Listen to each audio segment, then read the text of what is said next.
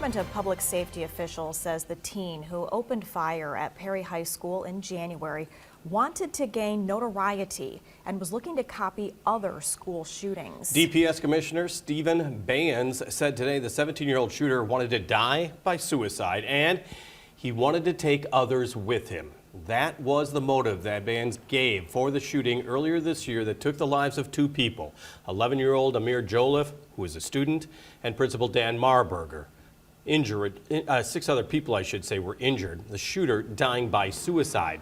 Now, Bayens says law enforcement officers found evidence of at least 1 month of planning before this shooting, which involved acquiring a shotgun, a revolver, and a knife, as well as making an improvised explosive device.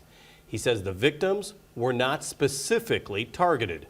He called Principal Marburger a hero after trying to talk the shooter down even after he had been shot. I can tell you that he saved lives that day. He called the shooter by name repeatedly. Every time he called that name out, the shooter heard his name, and he looked and turned towards the sound, and when he did that, it diverted his attention from who he was intending to shoot. Bayens praised the work also of investigators, saying this was one of the hardest cases emotionally for law enforcement to investigate. I walked the halls of that school. I saw the carnage that day produced, and I can tell you it left an indelible mark on my soul.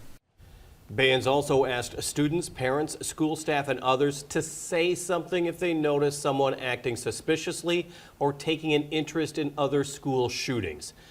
And our coverage of the Perry shooting report will continue in our next half hour, and you'll hear how investigators were able to rule out other motives for this crime.